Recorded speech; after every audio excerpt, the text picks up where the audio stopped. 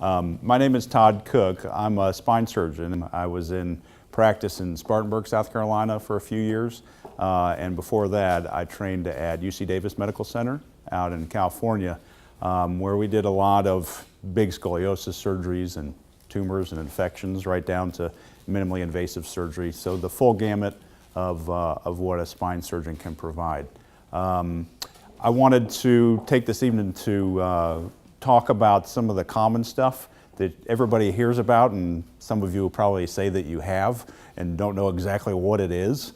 And so we'll kind of go through the basics about things like degenerative disc disease and sciatica and disc herniations, because all of those things eventually we're going to experience in some form or fashion, because it's just kind of the natural process that happens in our spines regardless of what we've done throughout our lives. So, and feel free to stop me if there's any questions, and then we'll have questions afterwards as well. We've got a relatively small group, so we can keep it pretty informal. Don't be worried, and you're not going to hurt my feelings if you stop me. If you don't understand something, please stop me. Like I mentioned, we're going to talk about the basic conditions that all of us may encounter. Disc herniation, sciatica, spinal stenosis is very common, and degenerative disc disease. I'm going to talk about some of the things that we do in hopes to avoid having surgery, but when it comes down to it and you end up needing something done, we're going to talk about some of the fusion type surgeries, which is an ACDF, that's in the neck. A microdiscectomy is more of a minimally invasive type surgery for disc herniations, for leg pain.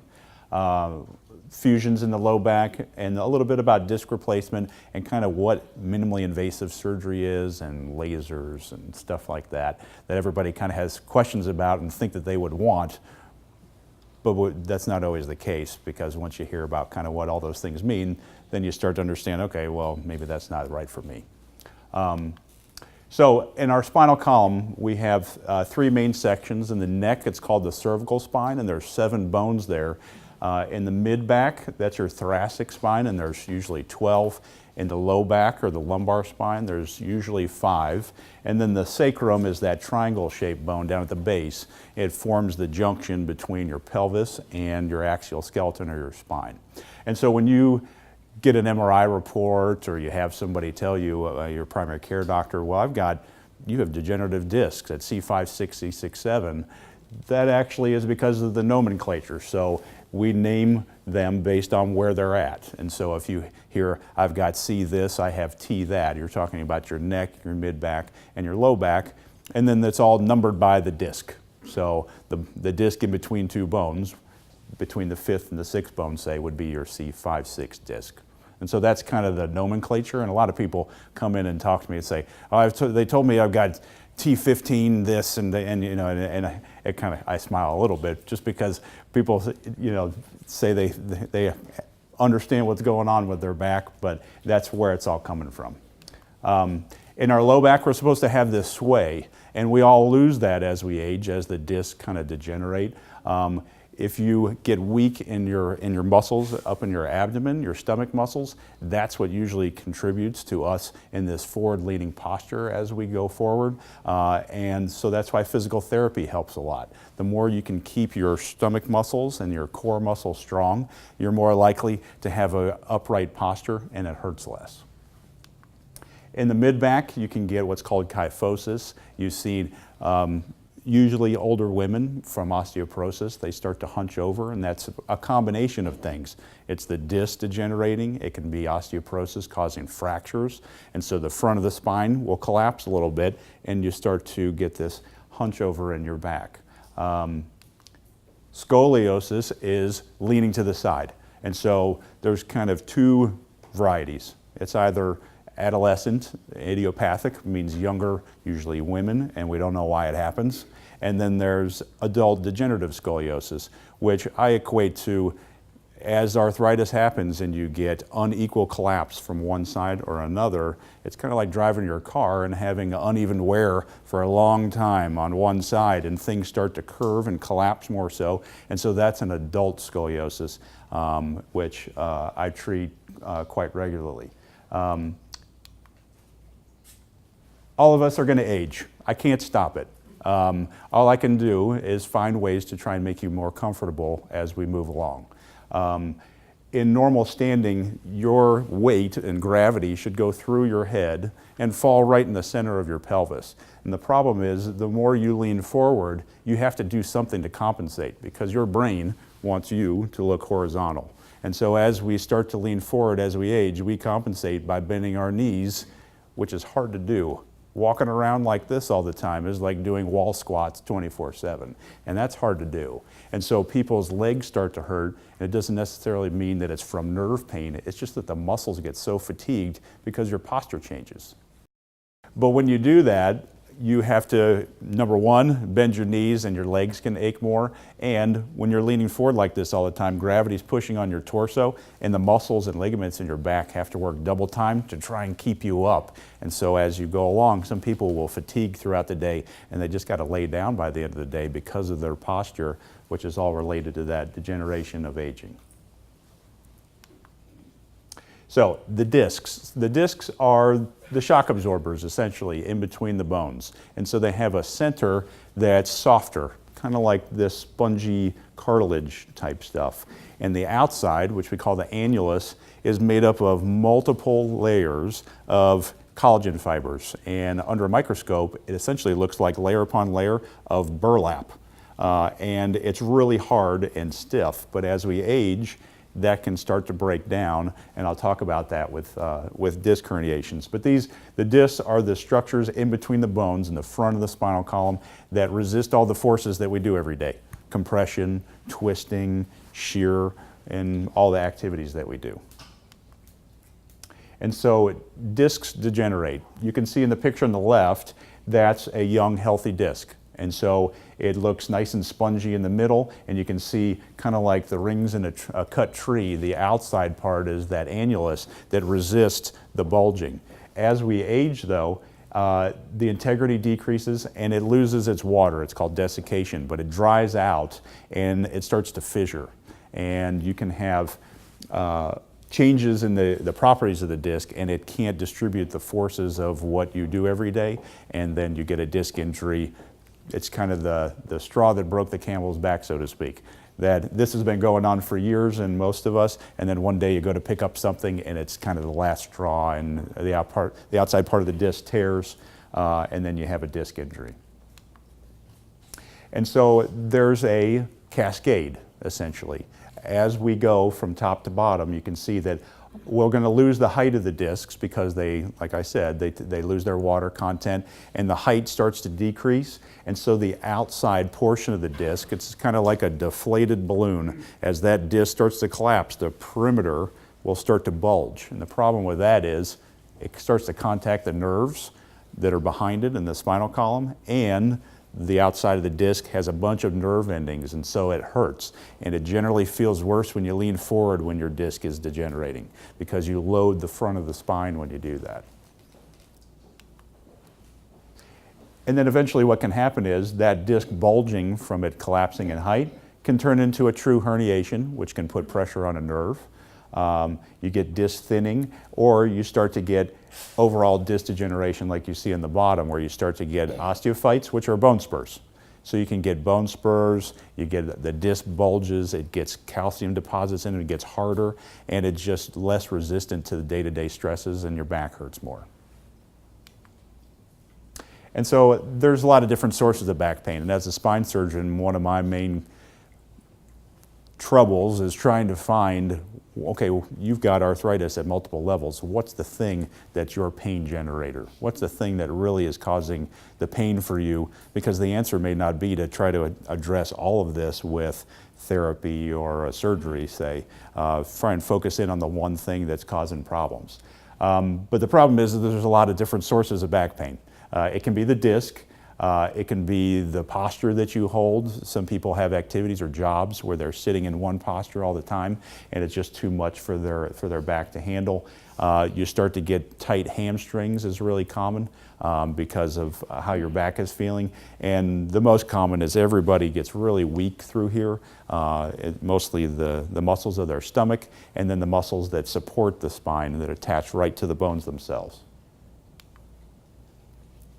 And when all of that comes together, the disc bulging, the osteophytes, it can cause what's called spinal stenosis. So on the right side, you can see the MRI scans.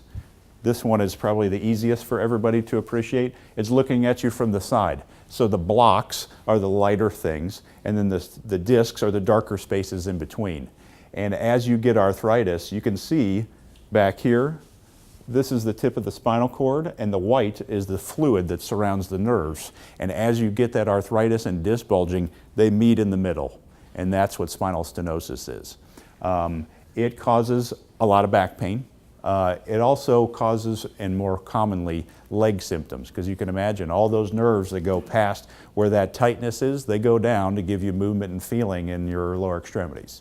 And so as this progresses, people notice that they get weak in the legs walking through the store, because when you stand upright, and all of us, without stenosis or with stenosis, that space for the nerves is smaller when you're upright.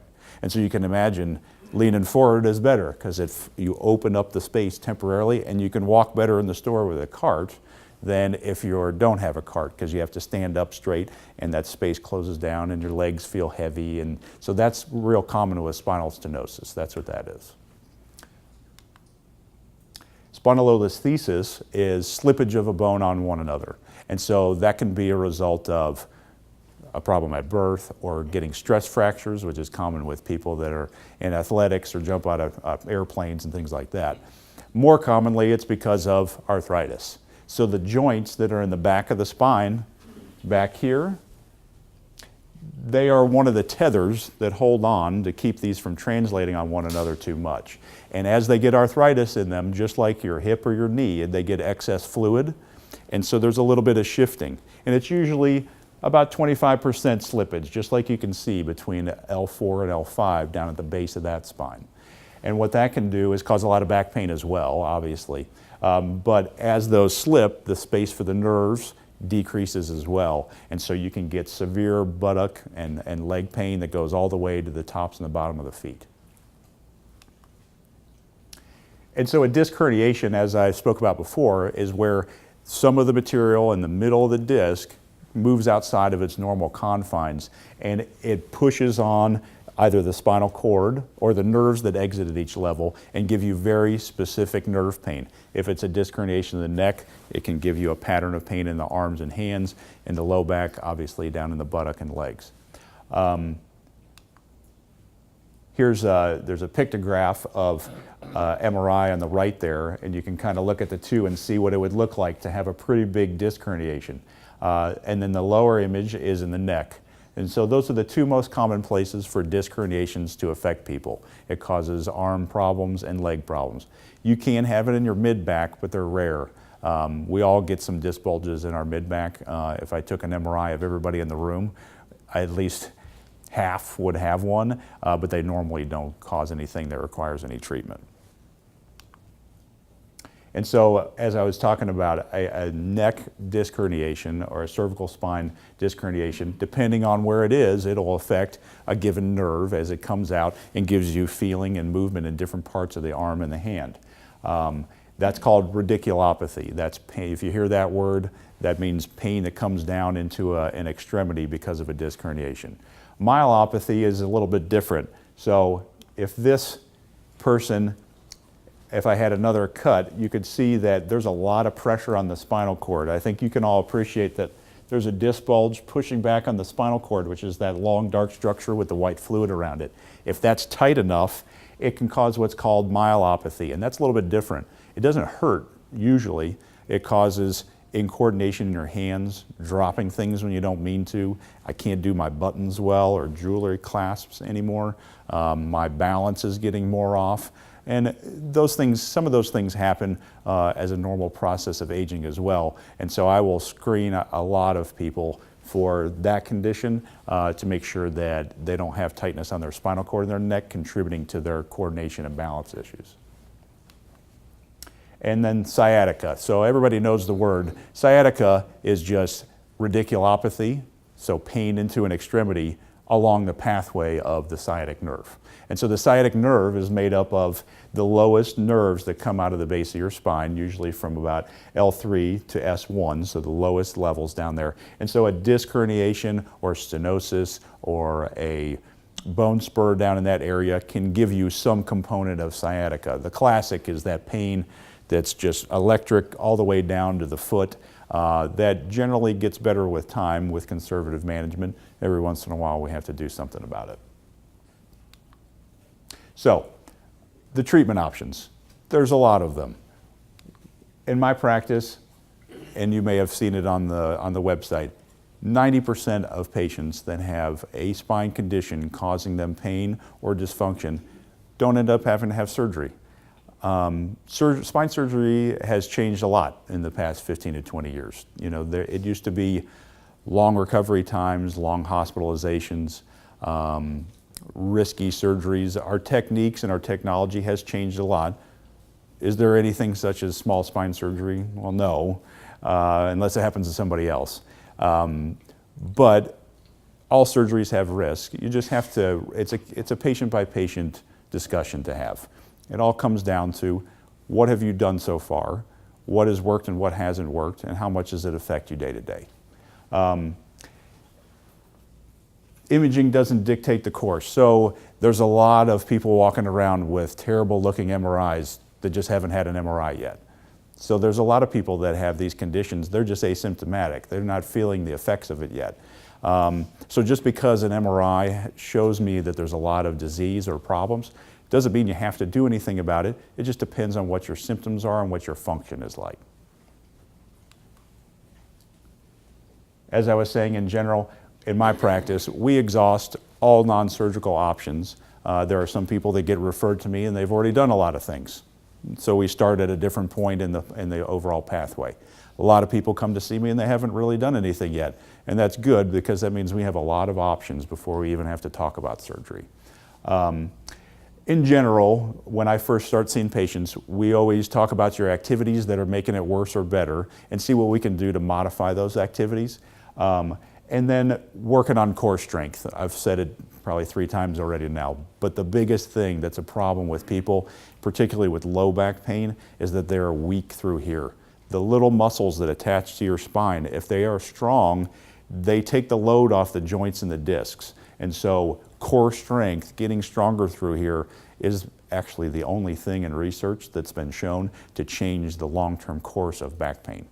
And so I'm a stickler about exercises and getting people to, I give everybody that comes in to see me gets a sheet of very specific exercises that they need to be doing every day.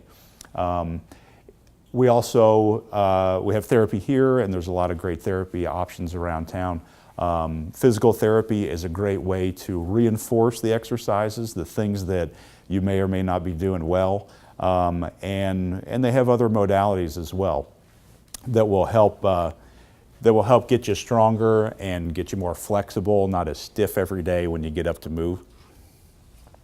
And then there's medication. So in general, narcotics are a short-term solution. After surgery, they're a necessity usually, but for spine conditions related to degeneration and arthritis, anti-inflammatories treat the source of the problem. The reason it hurts is because there's a lot of inflammation. So it makes sense that over-the-counter prescription versions of anti-inflammatories are what will work for most spine pain. If for nerve pain, there's some other options. I know a lot of you have heard of things like Lyrica and gabapentin and all that. And so I commonly prescribe those type of medicines. Muscle relaxers here and there can be helpful. And it's usually different for each patient. We kind of have to tailor things to the stuff that's worked for you in the past, what you can tolerate and what you can take with all your other medical issues. And then there's alternative therapies as well. Chiropractic care, acupuncture, massage. I tell most of my patients the chances that any or all of those could hurt you is low. And so spinal injections, though once we've kind of worked our way through all of these different things, I tell my patients, okay, now you got to tell me where you're at. if you say, I've done these things and it's pretty tolerable, each one of them is not the silver bullet, but individually they will help some. And if we can find the right combination and all of these things help you to the point where you say, you know what, I'm pretty good, let me just see how it's going, then that's where we stop. When it's not working, then the next kind of line of treatment for spine conditions is types of injections. So I know everybody's heard of some of these, definitely epidural injections. Epidural just describes where the medicine is put. And so the dura is the sac of fluid, is the sac around the nerves. And so if you're going to do an epidural injection, it can be for childbirth, which is just numbing medicine.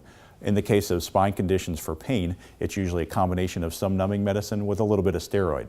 There's different ways to do it. Now it's less likely to do a traditional epidural injection where you bend over and it's put right in the middle. Now what we do is we kind of tailor things. We look at the MRI, see which nerves are, based on where your pain is, are most affected by the tightness, the stenosis, or the disc bulging, and then we do focused injections right to the openings where most of the inflammation is to give you the best chance of having recovery of the pain. It also helps me because if they work, but it's short-lived, then I know exactly where most of your symptoms are coming from, and then we can do more focused spine surgery if it comes to that.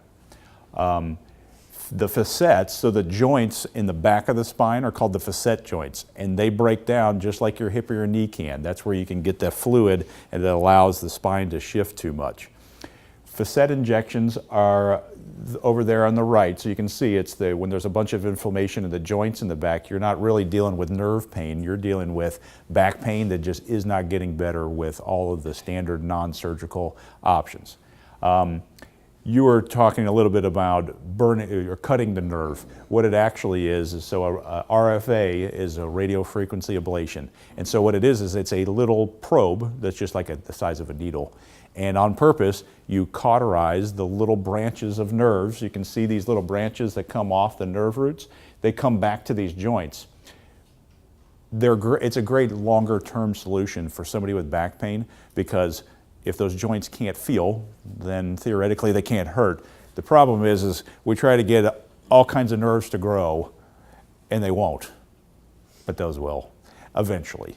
They're just little branches that give feeling to those joints. But it's a good option for people that have severe back pain, and we've kind of tried everything. It also is good because it gives me information. Which joints are causing you the most pain? Because if I took x-rays of all of you, you'd probably have arthritis at multiple levels. And I talked about the pain generator. It's hard to find the pain generator, the main thing that's causing your back pain. And if we do those, and 80% of your pain got better with the focused RFAs at one level, then I can tell you with pretty good certainty, if we ended up needing to do something, then I can address about 80% of your pain with the surgery, and those are pretty good odds when it comes to spine surgery. So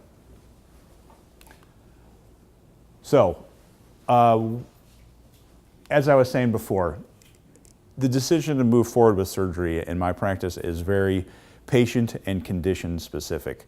People come in and say, I don't even want to think about it. I know somebody that had 5 surgeries and they've just never been the same. Well, it depends on what they started with. It depends on how it was initially treated and what kind of surgery you performed to try and address the problem. And so it's hard to make a blanket statement about spine surgery based on other people that you interact with. Everybody's a little different, and I try to tailor the discussion and decision making with each patient based on what they have, not what some other family member thinks they have or has had in the past. The number one reason in my mind to even consider spine surgery is I've tried it all, and it's still affecting me every day.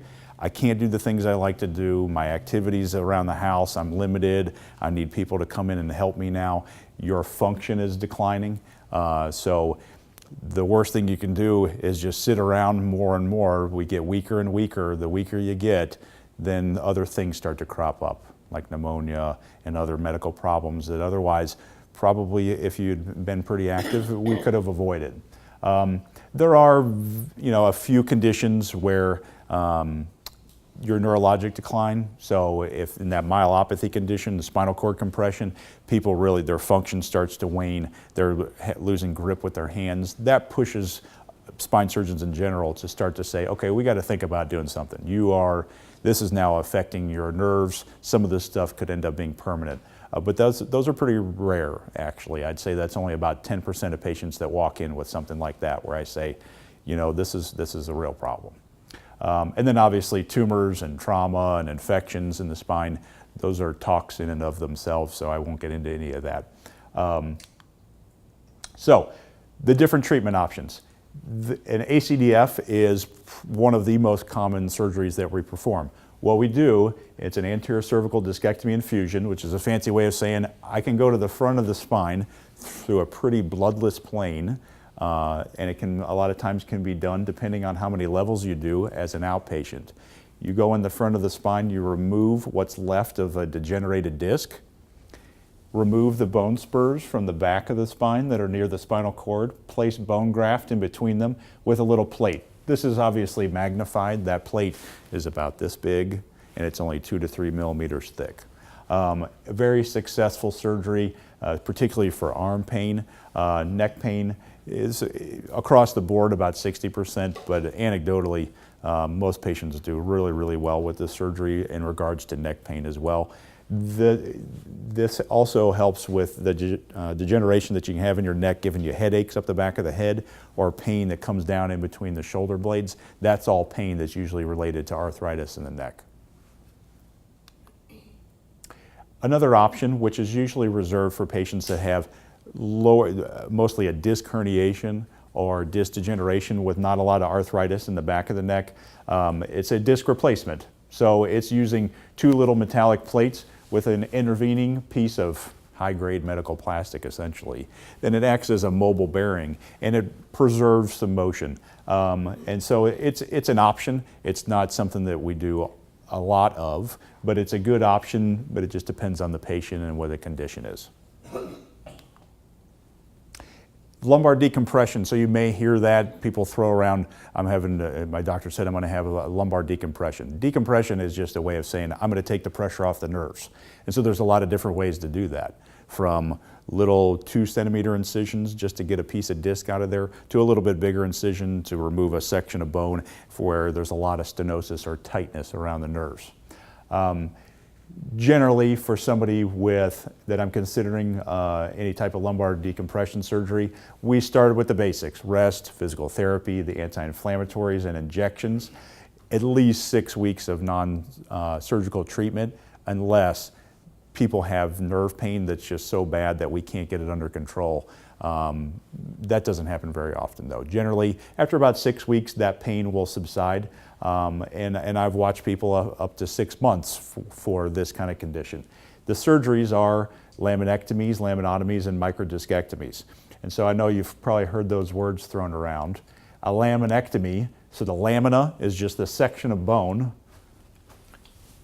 that comes together in the midline. And so you just cut the bone on each side and remove it, and this allows surgeons to work on both sides. It's for people that have a lot of tightness around their nerves, and I can't safely just take away a little section or an edge of the bone. You have to be able to work out on both sides. It's the workhorse of spine surgery, been performed in this country for 100 years, and it does great. It can still do it through a pretty small incision and be done outpatient.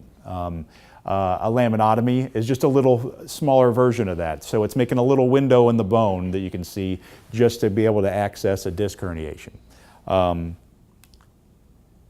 So a microdiscectomy or a minimally invasive discectomy, that is for a very specific thing. So when you have a focused disc bulge or one specific area of tightness, I can go in through a pretty small incision, and it's usually 2 centimeters. And don't disrupt any of the muscle, go in, don't even remove any bone. You can usually just take away a little edge of the ligament and take out that disc herniation to get pressure off of the nerve. Obviously, those can be done outpatient as well. We usually do that through a little tube like this, and that's hooked up to a microscope. And so I look under 100 power and see the nerves safely, hold them out of the way, take that little disc piece out of there, and people do very well. Fusion surgery, well, so a fusion in general, it describes making the bones not move, essentially. I'm trying to get bone to grow between two bones.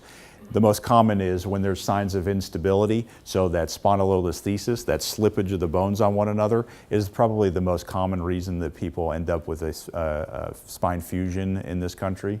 What we end up doing is replacing the remaining disc, so you can see on the left there, an interbody fusion is a fusion in between the bodies. So the blocks, we call them the body, and that's replacing what's left of the disc that's generated with some bone graft to get it to fuse.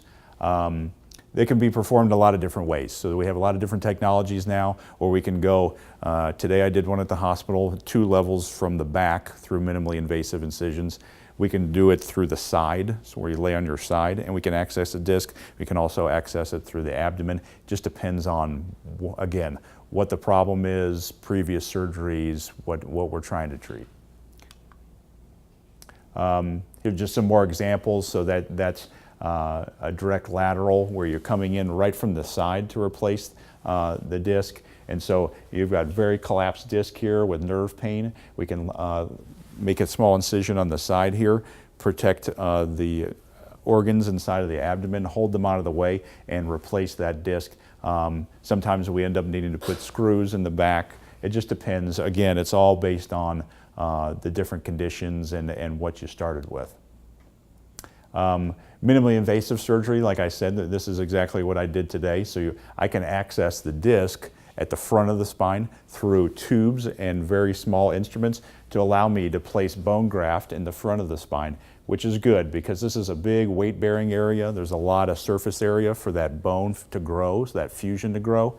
And you can see here, this is an actual picture from in surgery. So those coming out of this, there's small incisions about this big, and then we use these towers, and attached to those towers that are coming out of the skin are where the screws go in. And so we can do all of this through small incisions, go in and access the disc and perform a fusion. The nice part about this is, traditionally, the way this is done is you come in and you take all the muscle that's here and pull it to the side.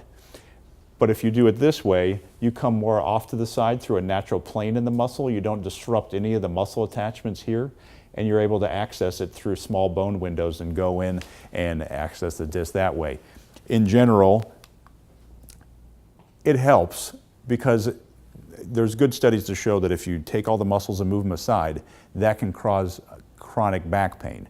And so if we go in through smaller incisions, don't disrupt the muscles, don't disrupt the nerve supply to those muscles, theoretically it should help with pain long-term and short-term right after the surgery. There's also less blood loss. Again, there's no true definition of, and spine surgeons in meetings can't agree upon the definition of minimally invasive spine surgery. In general, it just means through smaller incisions, less muscle disruption, less blood loss. In general, there's a few places that do laser spine surgery. What they do is they do this surgery. So it's usually this kind of surgery to get rid of a disc herniation or a focused area where it's tight around a nerve. And instead of shaving down this bulge of disc or just pulling it out, they burn it with a laser. In the literature, it really hasn't shown any benefit. There's actually a risk of nerve injury more so because you're using a laser around your nerves. And so in general, the laser spine and all that stuff is kind of a marketing tool. And then everybody's interested about stem cells and bone graft and things like that. There's a lot of different things on the market now that spine surgeons have in their armamentarium to try and get your back to heal and fuse and things like that. In my practice, I stick with your tissue. So instead of harvesting your bone marrow or bone graft from your pelvis, which is the most painful part usually after you have spine surgery, what I do is use large needles and pull out bone marrow from your pelvis while people are asleep. We use a centrifuge, so spin the blood down and separate out the stem cells and then combine it with your own bone graft, and it does great.